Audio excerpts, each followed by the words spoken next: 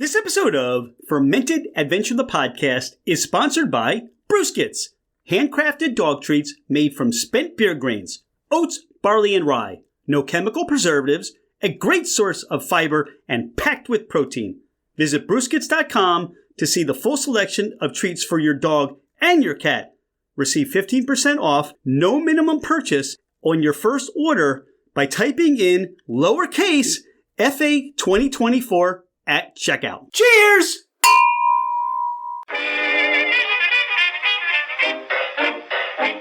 Hello, ladies and gentlemen, craft spirit enthusiasts, and those interested in the intoxicating world of craft distilleries, cideries, meaderies, wineries, and the occasional foray into breweries. It's Rich Shane, and welcome to Fermented Adventure, the podcast, where we bring you the fascinating people that are making the mash, fermenting, distilling, bottling, pouring, and delivering to you some of the finest libations in the world. Before we get started, here are a few housekeeping items. Thank you for bringing the podcast into wherever you are and whatever you're doing. We truly are grateful that you have chosen to listen and make us part of your day. It would mean the world to us if you left a 5-star review. This helps us climb in the rankings, and it makes it easier for others to find us. Don't hesitate to leave us your comments as well. If the podcast didn't meet your expectations, tell us why. We're always striving to improve. You can find us at fermentedadventure.com. We are on Instagram and Facebook as Fermented Adventure. Email us at fermentedadventure@gmail.com. All right, FA Nation, let's meet our guests. She's Laura Fields. I'm Rich Shane. This is Fermented Adventure, the podcast. Laura, welcome back for another episode of Whiskey Tangents. I feel welcome. Well, you're always welcome. You are our most reoccurring guest because you have a segment on here anytime you want to show up. We're going to talk rye whiskey. We're going to talk your trip to Scotland. We're going to talk a little bit about the book you're working on, American Whiskey History. This is a tangent. We never know where we're going to end up, right? Right. So let's start with, you've been in Scotland for a while. Let's start with this. So I sent you some samples. You don't know what they are. No. Number one, what do you think it is? That's quite nice. I figure we'll start this off with a little bit of a tasting, and I'll give you some time. Maybe give me your opinions and your thoughts. It's quite nice. I know you've consumed a lot of scotch over the last week or so, and you brought back at least one bottle that you've made me aware of. You know, what are your thoughts about that? Or tell me about or share your experiences in Scotland. Oh, I was smart, actually. I bought my whiskey in advance in London. And when I flew over there, I had some bottles ready for me at the Whiskey Exchange, I believe it was, which was right around the corner from my hotel. It was awesome. I stayed in this beautiful hotel in London and basically just walked around the street to go pick up my whiskey. And they're so knowledgeable there. You know, you could just ask them, well, this is my palate. This is what I'm interested in. What do you got for me?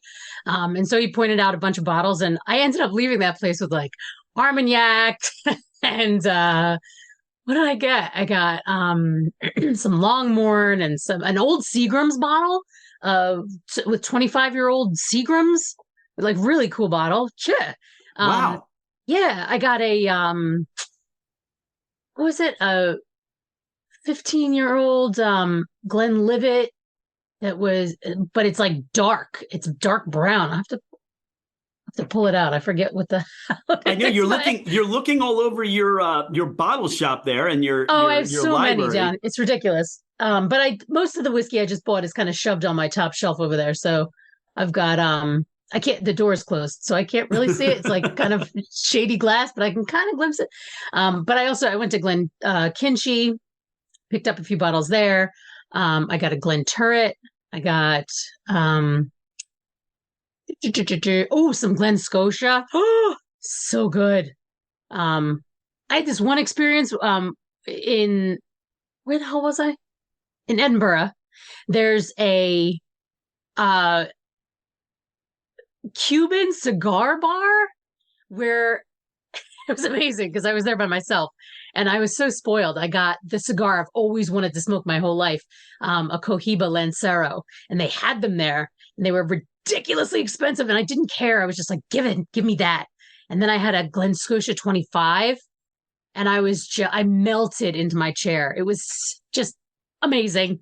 And then I had a Glenturret 15, and I had like several. And then the guy, of course, who was helping me, like fell in love and was like, oh, you're so wonderful. I love that you love this stuff. And so he's like, let me get some of the bottles that I have that I want to have you taste. And I was like, yes, please. So I was terribly spoiled. It was wonderful.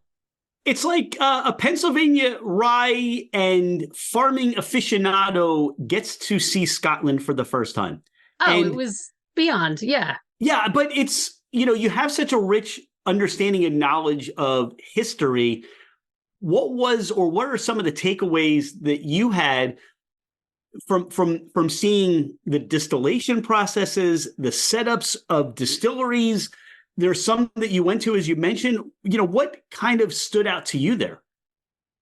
I don't even know where to start with that question. Everything. First of all, it's insanely green there. I mean, I take for granted I live in Bucks County and everything's beautiful and green and lush.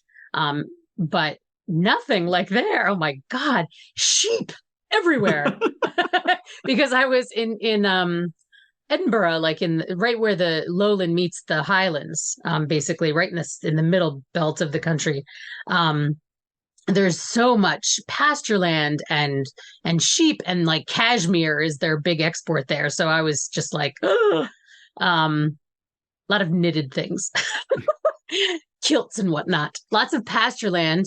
It struck me too that the farming community, the country's ancient. Do you know what I'm saying? Right. Like in Pennsylvania, we struggle to keep 5 acres of land from being turned into Toll Brothers housing.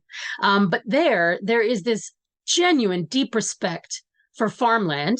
I'm sure that has something to do with the feudal system, maintaining the lands and things like that.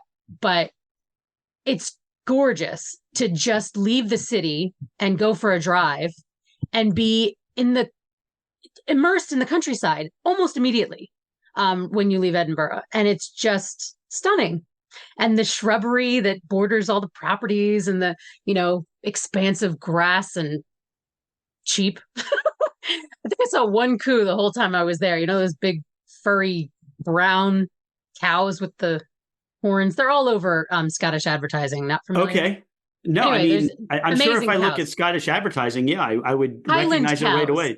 Okay. Highland coos. Oh, it's funny because you say that, and I've been scrolling Instagram now, and maybe because I like all your stuff, it's showing me an opportunity where I can own my own Highland cow. And yes. I don't even know where the heck that came from. Well, buy a cow today. Okay. And then the number of different variations in the sheep. So it's not just like monoculture or anything like that. There's lots of variation in the countryside. And, depending on whether you go east or west from Edinburgh, not that there's very far to go east, but still, Glenkinchy's off to the east, and I got to go to that distillery. But I was there specifically to see distilleries that had familiar connections to Pennsylvania rye, because I was trying to kind of understand with the Scots-Irish coming over and settling in Pennsylvania and really having a huge impact on the distilling tradition here in Pennsylvania. I wanted to see, because I had always known through my research there were a lot of parallels between the two.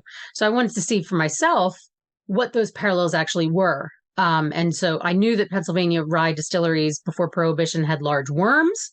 So I went to Glenkinchy specifically to see their worm, which of course, the tour guide was shocked. Like, why do you care about our worm? Nobody really asks about it. And I was just like, well, I want to know about it because I'm just stunned by them.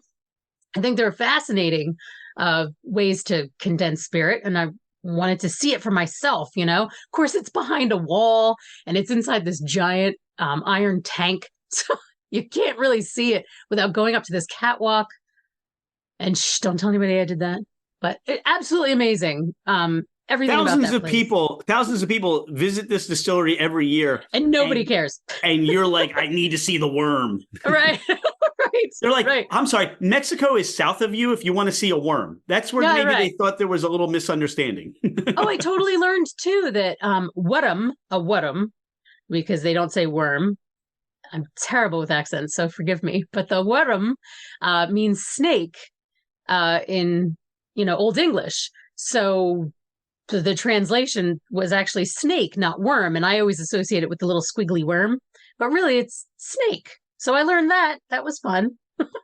And they have like right when you walk into Glenkinchie, they have an old, I don't know if it's like a 100-gallon, 150-gallon copper pot still that has the worm tub. That's actually a small wooden worm tub, and it's a round coil. But at Glenkinchie, they actually have essentially the worm is coiled in a rounded rectangle, so it doesn't curl the way that we envision moonshiner stills that spiral down. It's actually like a rectangle as it makes its way down, which I thought was fascinating, but it made sense because that's the space they had at the distillery, this long rectangular space. So they just made it work. And I don't see why that would affect the spirit at all to have it be a different shape. It does the same thing. So I don't know. I was just in awe of it. And I don't know. What else can I tell you? You asked me about farming. Well, it's interesting because what becomes top of mind from there is I saw that you had a little dialogue with Royce Neely. And obviously he does part of that worm that you spoke about, the woodum, if I can say that correctly, that's exposed as well. So it's funny how what you experience, because I would say I don't recall any distillery other than theirs that I've ever seen that exposed like that. And right. But it becomes top of mind, right? It becomes part of the conversation. That it's almost like that reticular activator thing. And I've had not enough to drink, so I can say that out loud. You see that, and then you see something here in the United States that is being done, and you're like, oh, I have a better understanding as to why that is. So I saw that dialogue. And that's the connection of the history and that you bring about and that you talk about and you shine a light on for American whiskey history. Now you go back to Scotland, or you go to Scotland to get a better idea, right? This is where it's starting. A lot of what we do today was brought over, and this is the resource as to why. And you get that knowledge. You get that knowledge deeper to what you have. Well, also the beauty of seeing what Pennsylvania rye might look like today if it hadn't been eradicated. That Scotch whiskey production has changed, but not so drastically that they've lost their connection to tradition. And I feel like if Pennsylvania rye still existed today, it would somewhat parallel what's going on in Scotland. Those changes that have taken place obviously are still there. They have, a different governance on how whiskey is made there. But you can see the similarities, like barley and rye are very flavorful grains and contribute a great deal to the distillate made from them. And Pennsylvania rye, in many cases, was 100% rye, rye and rye malt, obviously. And barley, all barley malt, really, in Scotch.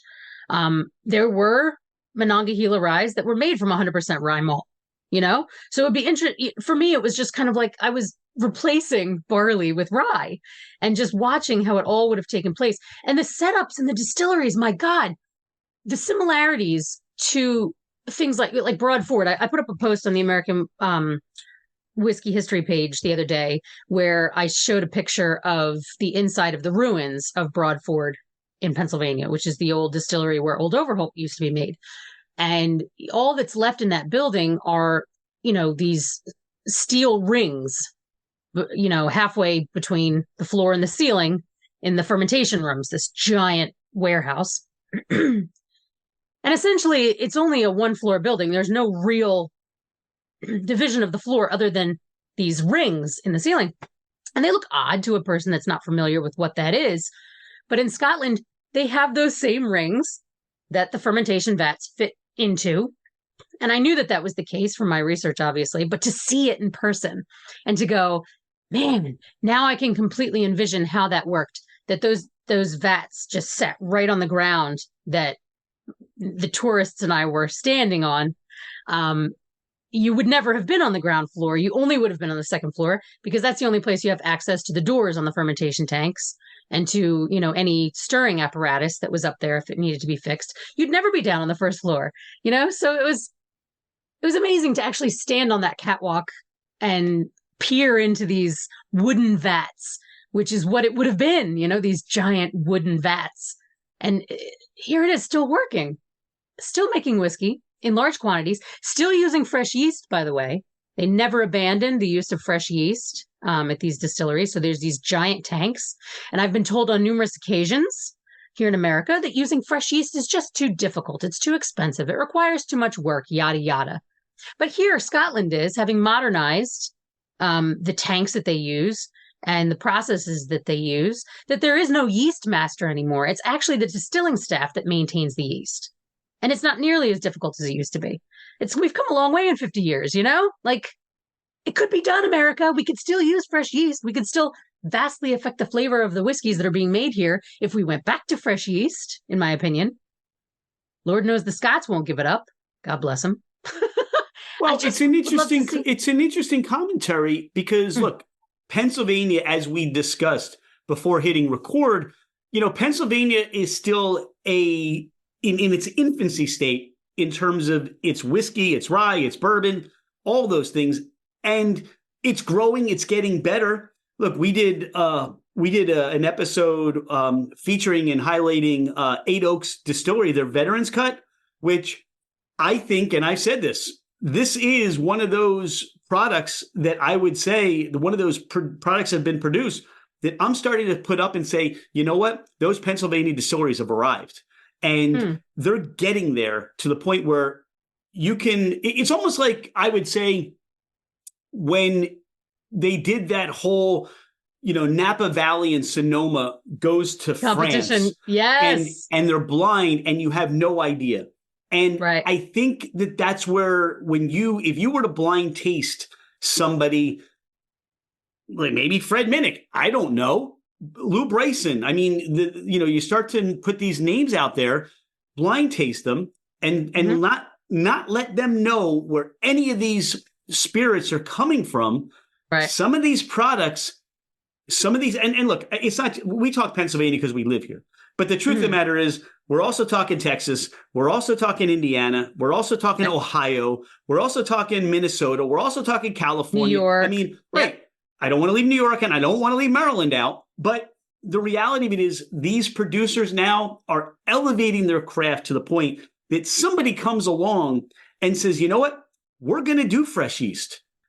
That's going to be our little niche. That's what's going to set us apart because, as you said, nobody's telling them they can do that or they shouldn't do that. Maybe that's a thing now.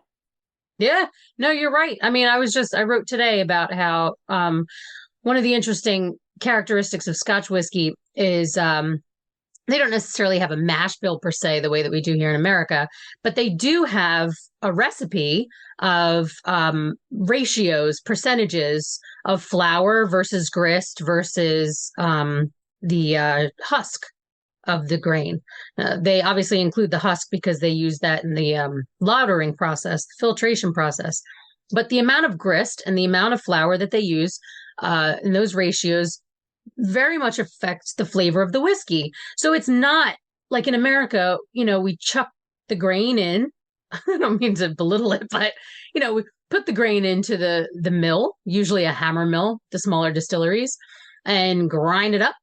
And when you do catch it in your hands after it's been ground, there's quite a variation of texture there. You've got more grit and then you have a little bit more flour, but they're not separated from one another. Where in Scotland, they actually do that. They separate the three ingredients and use that to create their mash. So it'll be, 15 or 20% flour, depending on how, biscuity or cereal-like they want the character of the flavor to be. And then the balance is the grist, that more cornmeal-y kind of texture. Now, we don't do that in America. How cool would it be to have an American distiller do something like that with rye, say, where they're grinding up a little bit of the rye into flour? I know one distillery, it was a Bluebird distillery in Phoenixville. They do a very fine flour. Jared has always said, that's the way I like it. That's the way I do it. If you go to McLaughlin Distillery outside of Pittsburgh and Swickley, he does a very coarse grind. It's almost like a crack with his corn. And that shocked me how much oily characteristic that creates in his whiskey. So those are two ends of the spectrum. I love both of those whiskeys. It'd be interesting to see a combination of the two and see how that would turn out. One is obviously Bluebird makes a lot of different whiskeys, and McLaughlin only makes bourbon and corn whiskeys, but he's coming around. I'm talking him into making rye. I'd like to see what the difference is of doing it like the Scots do, doing that little ratio and seeing if that changes the spirit at all. And then also, the things that I've learned about the history of Pennsylvania rye, where, some of the distillers actually toasted their unmalted grain. Imagine the flavor that would have given. They had to have understood peat, that they wanted a smoky characteristic to the whiskey. So to do that, no one's doing that. That'd be interesting to see. All I'm saying here is that history and, what's going on in Scotland and what's going on in other countries, we can all borrow bits and pieces of that and create vast variations across the industry if we chose. No, I think that what you're saying is exciting when you build. Look, the distilleries today, and they're just trying to get things out, make a name, get established. And right. I think a lot, look, some of them don't know. Some of them don't have that experience, that knowledge. Look, you're like a sponge. You're going in there, you're asking to see worms, you're asking to understand how fine they're milling their grain to. Right. And when you start to probably talk to these distillers, they've got this point where, yeah, maybe they can start taking a left turn and playing around with some things and doing these limited release things that you never know could become their signature brand when they see the response or they see the result of what they're distilling. That's a possibility. Well, it's the beauty of distillers too. They're such interesting people. They have a vision, obviously, to create what they set out to create, but they're constantly inundated with information from the industry as well. And they, like sponges, take it all in. I've talked to many distillers just through our conversations where they've gone, oh, I never thought of that. Let me try that. And so all of a sudden they're off running, doing something else. I always, it makes me feel wonderful to have. I'm not a distiller myself. I don't make the stuff myself, but I do get to, share the things that I know and influence people in that way, which is just thrilling. So, especially with distillers I work with in Pennsylvania, because that's so close to my heart. But to tell them, why don't you try Rosen Rye, or, why don't you try milling it with a stone mill instead of with the hammer mill, and see how that affects the spirit. Every opportunity to where you start with the grain, you talked about the water, you talked about the yeast, you even talk about the ferment. We haven't talked about it, but the style of the fermenter, the shape of the fermenter. Are you, is it a sour mash? Sure. Now we talk about barrels. We talk about entrance proof, and the list of opportunity is endless when you start playing around. That's why no one's afraid to share their mash bill. Some people may not want to tell you about their yeast. Like it's 53% corn, and I throw wheat in there, I throw some rye in there, I throw some barley in there. You can have the same mash bill. You're not going to make the same product unless on the same, then we talk about the distill, then we talk about the still. Mm-hmm. Tell me about your setup. What are you doing? It's you're never going to recreate it. That, Coke is the only one that doesn't want to give away their secret. Yeah. I have yet to meet a distiller that was secretive, honestly. When I ask them questions, they're very open and share pretty much everything. I don't usually share, stuff that they tell me, just because, I want to be respectful of the things they share. But I don't think I've ever really had pushback from anyone in that way, where they're like, oh, I'm not going to tell you that. Yeah. They know that I'm not trying to compete with them. So. Brewskits, beer, grain, dog bones, brewskits. Your dog will go wild. Brewskits. Beer, grain, dog bones, a healthy alternative for your pup. Brewskits are all natural and made in the USA. Visit brewskit.com. That's BREWSCUID.com. We sent you that one unnamed, the label. of that Mhm. first one. Any idea what that is? Or any idea? Give me some at least. I mean, I know you're not going to know exactly. Maybe you might pick it out. I don't know. No, I don't think I'll be able to pick it out, but I All can right. tell you, I mean, the fruit characteristic in it reminds me of a rye, but it might be a high rye. Um, I mean, it's a little hot, but it's very soft. The finish on it has a lovely kind of like graham cracker, vanilla. It's got a good mouthfeel to it. Real nice and creamy, real round. Um, Not real old, you know, but that would shock me if you told me it was. It doesn't taste old. I don't know. I would. Lots of the honey note at the end is just nice. It's lovely. Yeah. So what are we drinking? All right. So I wanted to welcome you back with a rye. And I thought I'd do a little Uncle Nearest rye because I figured you hadn't had it yet. I haven't. Yes. Thank you. Okay. There you go. I found something maybe you haven't had. 100 proof. And one of the blessings of this is our friend Scott Wishart of Scott's Mini Woodshop brought this over and bequeathed this to us. We had this at an Uncle Nearest tasting at Roger Wilco, and he insisted we should have this. The funny thing is he hasn't finished his bottle yet. So it's one of the few bottles in my house he hasn't come over and finished. So, yeah, I mean, Cool. yeah, so he made sure we had a little bit here for us to share. So I like this. It's the rye.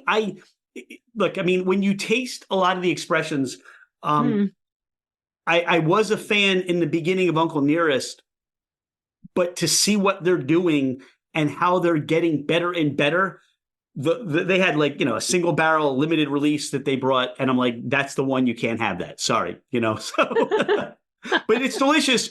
And I wanted to make sure, like I said, you had a rye coming back to start with, because that all that whiskey, you got to clean your palate right now. We got to wash out your palate. I did get a bunch of people giving me guff because they were like, wait, what are you doing going to Scotland? Like, you're a rye person. And I was like, you don't understand how similar it is to rye. Going to Scotland is really just bolstering my understanding of rye whiskey and how it was made. So, give me crap all you like. All right, I was that's fine. there doing rye, whether they knew it or not. Well, So, we yeah, talk about that's rye. great. We talk about rye with the Delaware Valley Fields Foundation and the Seed Spark Project. What's going on? I mean, I know right now it's the winter time. Everything's a little sleepy, but what's going on with the project and everything that you're doing? Oh, onward and upward. It's just expanded. Bringing on a very large distiller like Iron City Distilling in Pittsburgh, or outside of Pittsburgh, actually, is a huge benefit to the project, because they are going to need, millions of pounds of this, not just, tens of thousands. So we can't expand, or I refuse to expand, without knowing that every ounce of rye that we grow has a home. There's no sense in us having surplus grain laying around. And I want to make sure that it's all utilized by Pennsylvania's distillers, so that, all of this excellent whiskey being made from Rosen is always going to be associated with Pennsylvania rye makers. It's gone into bourbon, and yes, it has gone down to Mount Vernon and been made into whiskey there. That's now reaching 2 years old. It is officially 2 years old now. It turned 2 in December. So that's a straight whiskey, that Rosen. 2 different types, actually. It was made with 2 different types of corn, because George Washington's rye does have corn in it. It's made at Stolen Wolf, obviously. Stolen Wolf will have a bottled in bond this September, as will Liberty Pole, which is going to be having their 4-year-old soon too. They sent me a little sample of the 3-year-olds fairly recently. Well, maybe not, maybe more like 6 months ago, but still, it was absolutely wonderful. I cannot wait until that comes out. That's going to be a big boon to them. And thank you for sharing the Uncle Nearest, though. That's definitely a surprise to me. I wasn't expecting it to. Well, we'll see what you have to say about number 2. Have as much fruit. We'll see what you have we're to on say to number about 2 now? Well, I mean, we can still talk. figured at some point you may want to pour another one. Pardon the interruption. Thank you so much for listening to Fermented Adventure, the podcast. Could you do us a favor? Hit that follow button. It makes it easier for others to find us, and it helps us climb in the rankings. Take a screenshot of the podcast, post it, tag us, and let everyone know that you listen to the Fermented Adventure podcast. Now, back to our podcast. Iron City, you mentioned. How many distilleries in Pennsylvania are now utilizing Rosen Rye? I would, off the top of my head, I want to say 8 to 10.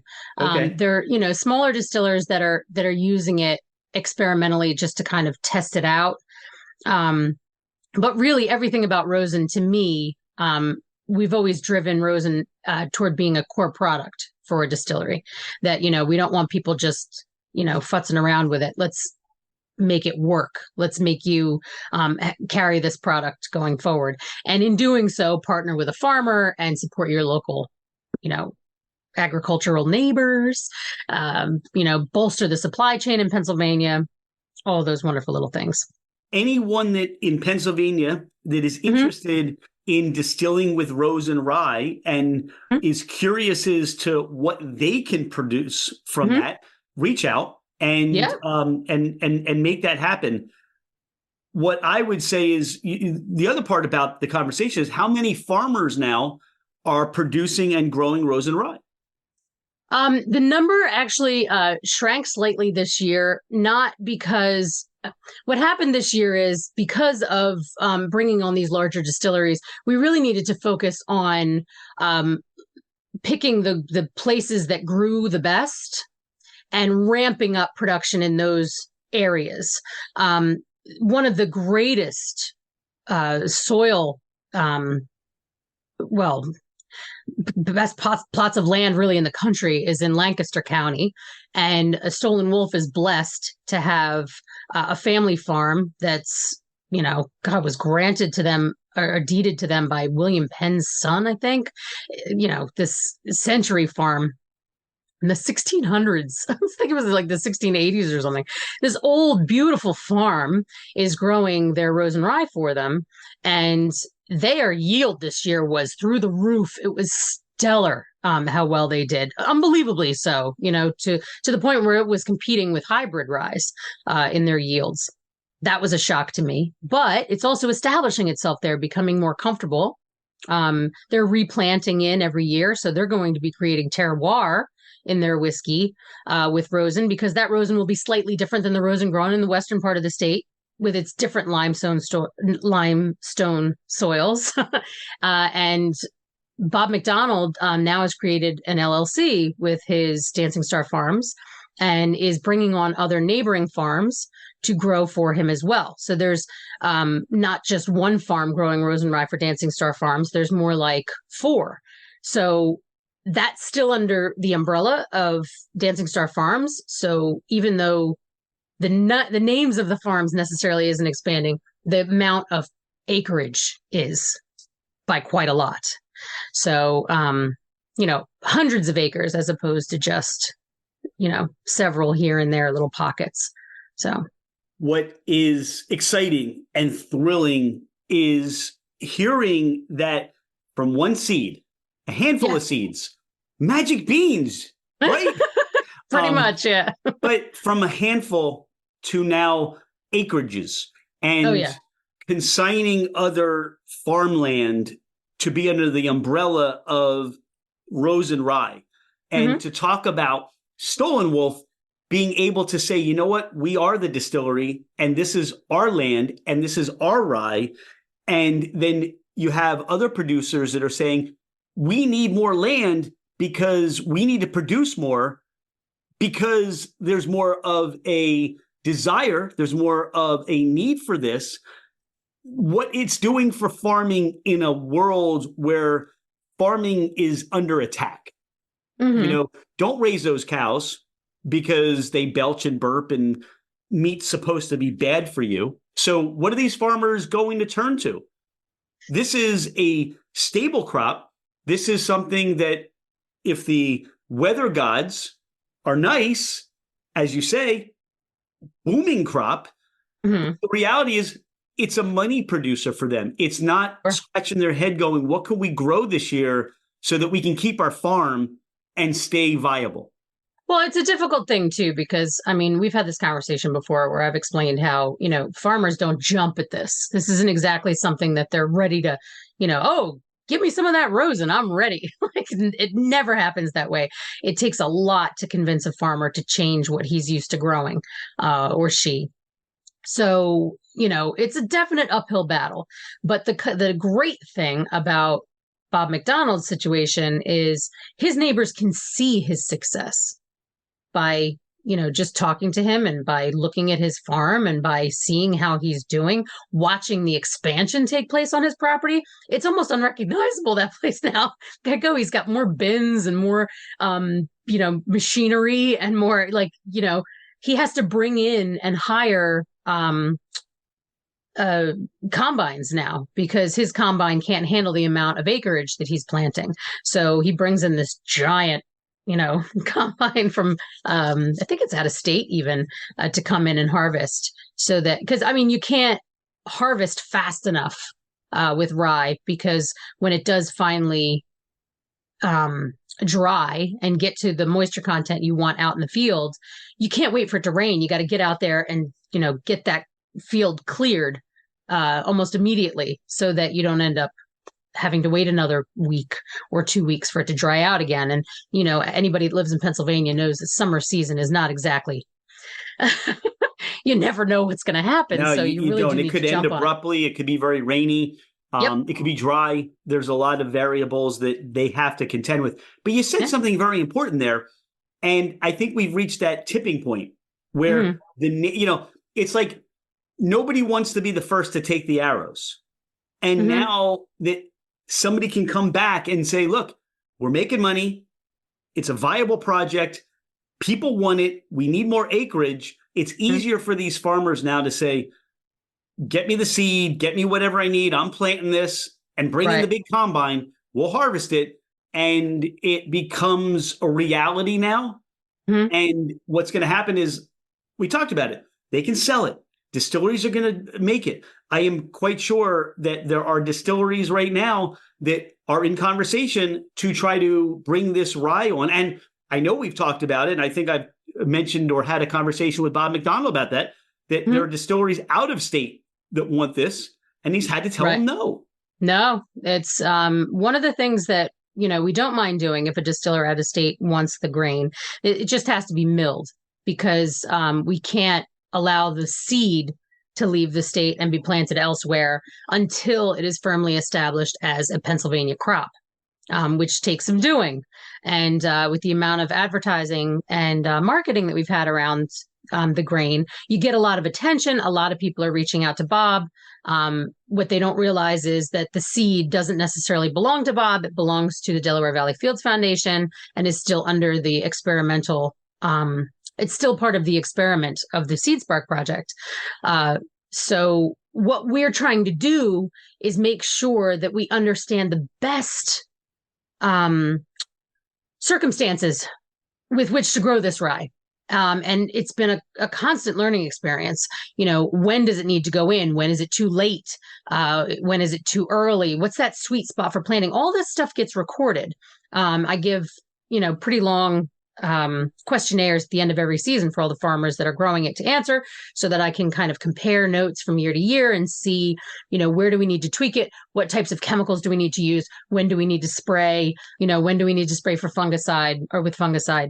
All these things are a big concern, because ultimately we need yield. We need higher yields, and you need to get everything right in the beginning for it to work in the end.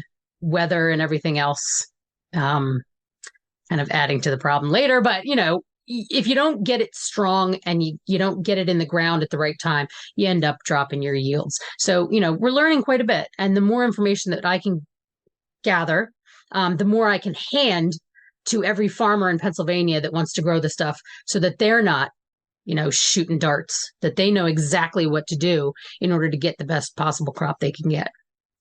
So, as a consumer, as a drinker, as somebody that just loves what's going on, This is a reason why, we talked about in the beginning that Pennsylvania does have a place of discussion in the whiskey world.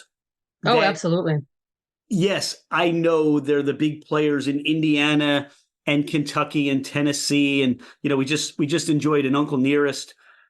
But don't sleep on Pennsylvania. And I'm not leaving anybody out, but it's because of this unique grain that you want to come here and you want to leave your home and say, you know what, I'm going to take a little tour. I'm going to start in the western part of Pennsylvania. Look, it's a 6-hour drive from Pittsburgh to Philly. You can hit quite a number of distilleries in between, take a break. There's some great breweries and they're producing other things and you got great food. And so it's like this trail that you can really enjoy things you all never have, haven't had. And if you want to be well-rounded, right? You want to have that well-rounded experience. Like you talked about, you went to Scotland and you're getting Armagnac finishes and, but that's the thing that we get exposed now to all these people. They're doing something slightly different. And when I have something that's why I love craft, because I'm going to have something that nobody else is doing, nobody else can replicate. And it makes for just, sitting around a fire, sitting around with friends, wherever you want to be, making a cocktail is such an enjoyable experience. Oh, yeah.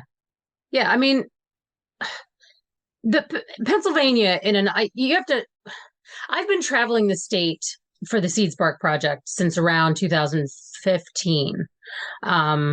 Possibly even before that, but I really started doing it in a highly organized way in 2016, where I started trekking the state and making, it was like a 13-hour drive for me from Philadelphia to Western Pennsylvania out to Pittsburgh. Well, because I would stop along the way. The 3 speeding tickets you got along the way slows you down.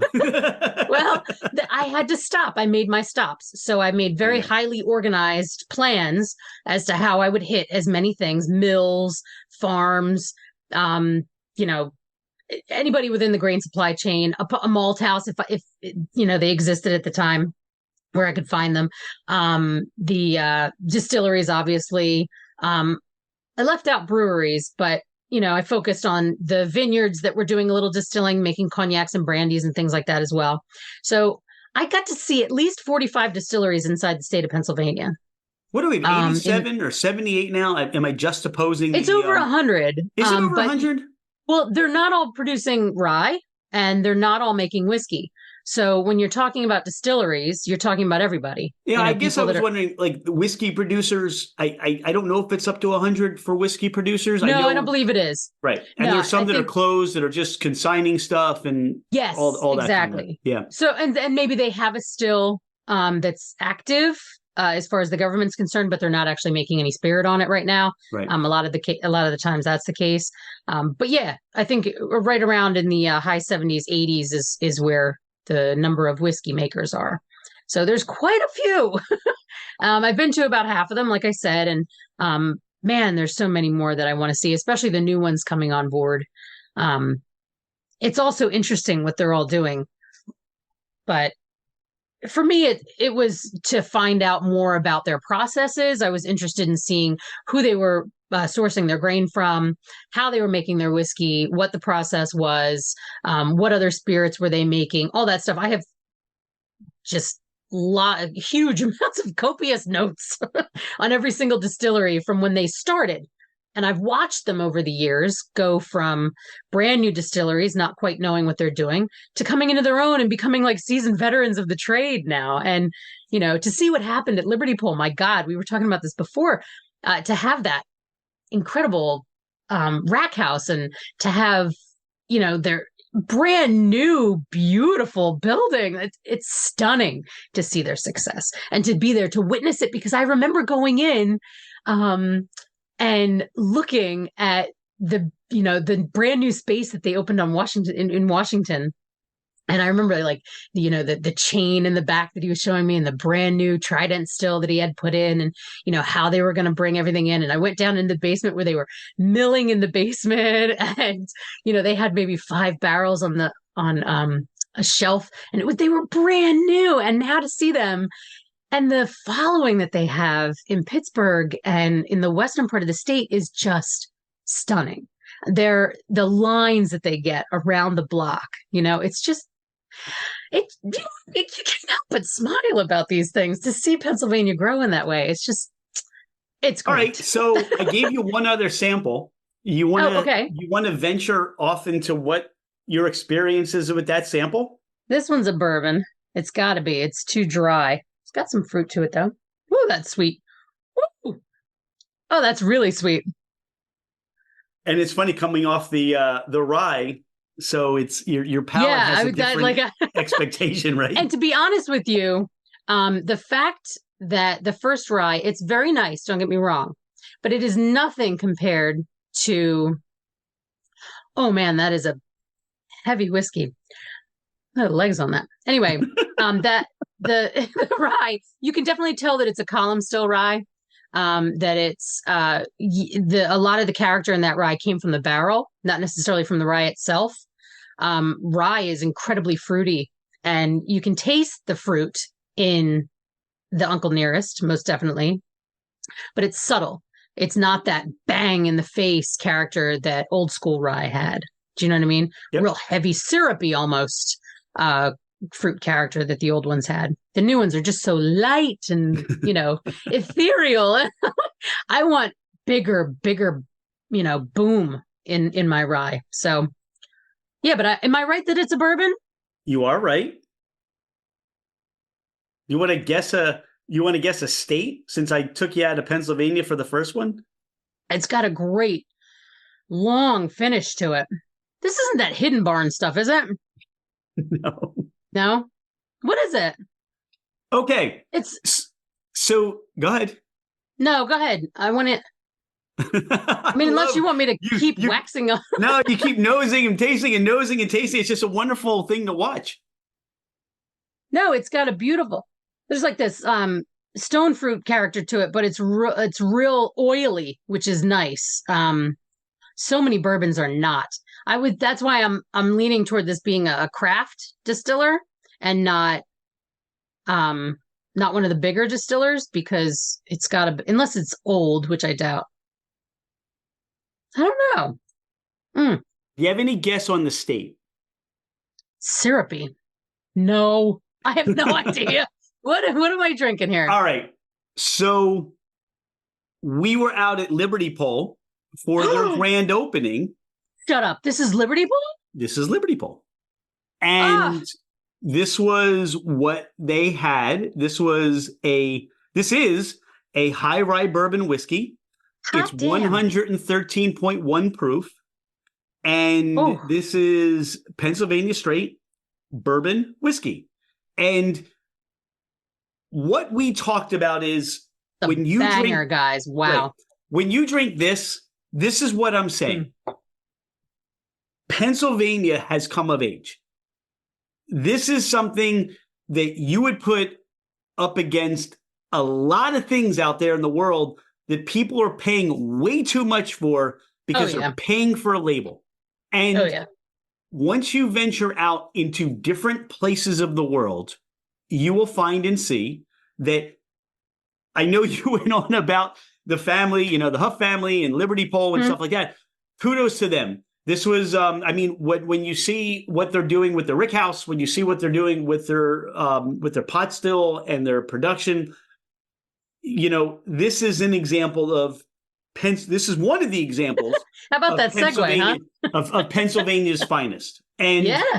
And that's what I wanted to share that because I know you haven't had it. And this is my complaint right now. If I can have a complaint department with Liberty Pole and a lot of the other distilleries too, because they're providing, because they have such limited releases. Right. You can't get them all. And we're all missing out on stuff except for them because they're distilling it and hoarding it. Well, that's why you go and visit them and you say, "Hi, Jim." Yeah, you visit them. Pour me something good. Yeah, 8 weeks ago, you just released something that was sold out in an hour, and they don't have it. That's the thing about the distillers too. Like they, I remember Steve Beam telling me that. Like it's like, well, yeah, I make the stuff, but I don't keep it. I don't have any of these bottles. They're all gone. Like I have maybe a sample of it or something, but once I've drank mine, it's all gone, which makes me sad, really. Like if you're the guy making it, you should be able to have some of it for yourself. But I'm still not buying all of that because I know that if it's something that he would fall in love with, there'd be a bottle somewhere that would be put aside. There's got to be, right? Then you drink it, right? Or Right. you share it with a friend and then it's gone and then you never get it again. Right, But that's but why you you're a don't just distiller, sell so you it. can make new ones. Yeah, you don't just sell it all. I mean, you No. keep some of that back. You have to.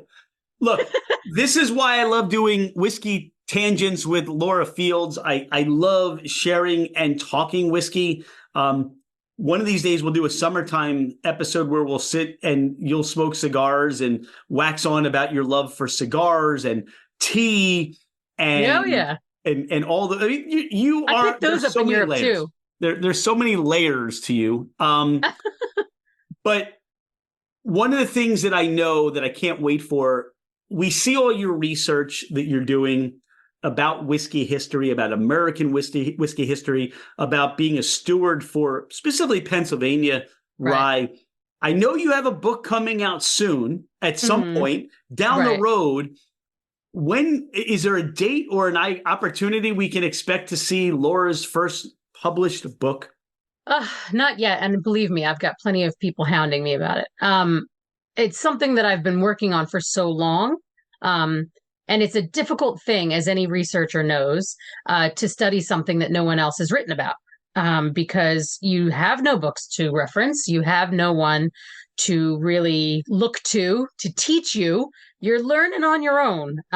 And a lot of the things that I've learned in the people that I've met, some of the things that I'd written 5 years ago, I've learned more about. And so I keep going back and tweaking it. It's hard to know when enough is enough and just to put it out there, And that's one of the things that I keep being hounded about. Like, just put it out. And I'm like, well, I would love to do that. But you have to understand that I've written about 200 unique distilleries. These unique distillery histories are there's a lot of pages. Let's put it that way. And a lot of images and a lot of information. And I don't want to bang it up. So I'm really trying to go back and proofread everything and make sure that the things that I've written are accurate. And so when I first started writing the book years ago, I started writing only up until Prohibition because my initial intention was only to write right up until 1920 and give the history of the pre-pro distillery. But then, as time went on, it occurred to me that the things that people relate to about rye whiskey are from post-Prohibition. So for a person to read it without any, anchor for themselves, like I can't write about Old Overholt and not write about Old Overholt that we know today. You know what I mean? Like I got to get it. I got to at least get you to Jim Beam. So then it became, well, how far do I want to take these distillers? Because there were about 42 distilleries left in Pennsylvania in the 30s. So there's quite a few of those stories go on past 1920. And then it became, well, now I'm writing about Prohibition, which is an impossible topic to cover, especially when you're talking about unique distilleries, which is where I always wanted the book to focus. I want to make sure that I'm being respectful to the families, to the distillers themselves, to the history of these unique distilleries. I don't want to make this a book about the history of Pennsylvania rye. I want to make it a history of these individuals, which is the important thing to me, because everything to me about distilling and whiskey speaks to people and those stories. I don't want to do them a disservice, let's put it that way. So going back and making sure that all of those families are respected. And then I keep meeting people who know somebody who, or they're from that town. And I'll find somebody on Facebook who collects bottles from that particular era. And so, I'll reach out to them and that sort of changes my story. You can see what I'm getting at here. It's a lot. I do. And one of look, here's the thing. I'm just an observer. Right. I'm just a pedestrian through this time in history where whiskey and craft is and bourbon and all the things that are happening. I'm just, here I am.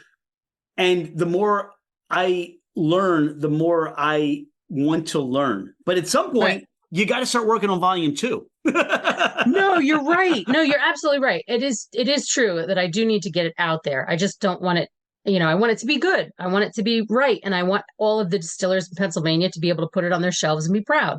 I also want it to help with what you talked about before, the idea of tourism. There are still ruins of these old distilleries. There are still locations in Pennsylvania where the person who owns a house doesn't realize they're living in a distillery. There's still, there's a lot of ignorance in the towns that are named after distilleries or after distillers themselves.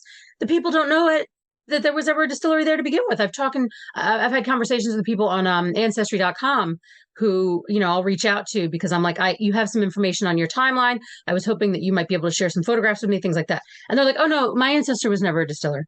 I'm like, oh no, I beg to differ. Here's the information that I found. I'm happy to share anything. And then all of a sudden there's this kind of light bulb, and that changes their perspective on the history of their family. And a lot of people in Pennsylvania don't like the fact that their family has a history of rye, which is an unfortunate side note that Prohibition, had on Pennsylvania.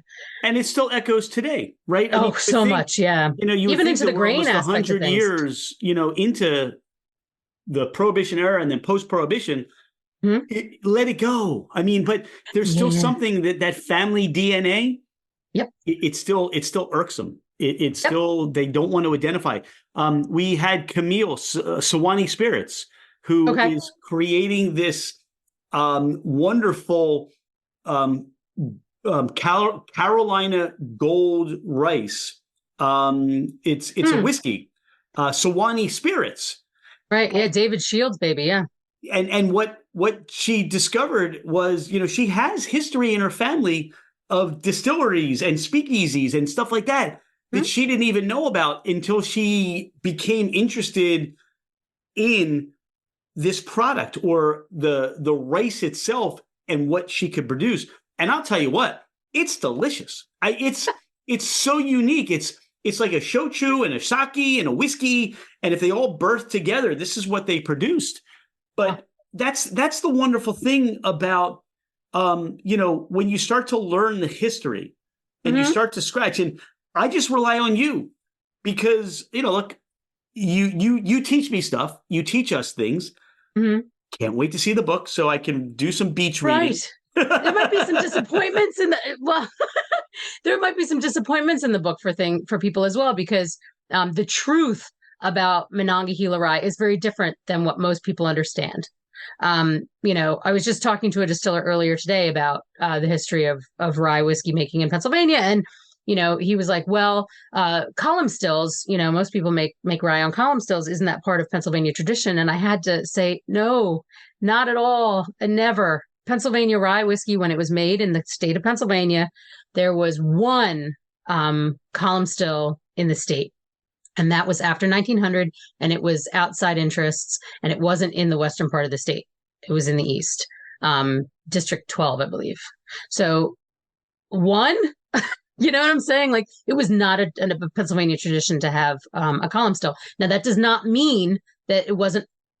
That's historically speaking. Column stills came into Pennsylvania after Prohibition. So it is historically accurate to have a column still in Pennsylvania. It's just not a Monongahela rye thing. Do you know what I mean? It's a more modern era style of rye whiskey, and the column stills weren't used the same way as they are in Kentucky. There was a lot more refined, lower proof spirit coming off of those columns. It was just a different manipulation of the spirit. See, this is where we go back to your trip to Scotland, because those that came from Scotland, they didn't know column stills; they knew pot stills, right? Correct. That's what they distilled on. Mm-hmm. That's where that whole history begins here in Pennsylvania and the Americas. And it's not as if he asked me too. He goes, "Well, wouldn't they have embraced the column after?" No, like even after the Kentucky completely embraced the column, absolutely. It was almost like, think about Kentucky as lowland Pennsylvania, like lowland America, you know what I mean? And the highlands of Pennsylvania, we never never did. It was always the pot still or the 3-chamber still. And most of them were chamber stills of varying degrees. It wasn't all 3 chambers, folks. There were also 2 chambers and 5 chambers and all different types of technology that went into creating these stills. But they were chamber stills, not columns, not coffee stills, not that at all. But all right, so the way we're now, I'm going to leave it at but, because the way we're going to do this is because just like your book, just like that movie, tune in next time when we'll finish that but, or we just may go off on another tangent. But here's what I know, Laura. I mean, every time we sit down, the knowledge, the information, the experience, what's going on in Pennsylvania and the rye, what you bestow, it's magical. I love it.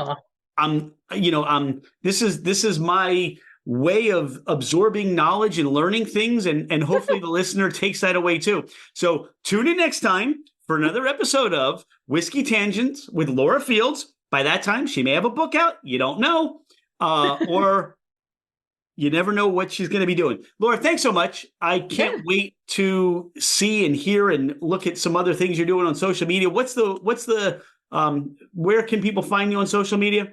Yes, please reach out to me on social media. I'm happy to share information, even if the book isn't out. If you're curious about the history of Pennsylvania or you have specific questions, you can find me on Facebook.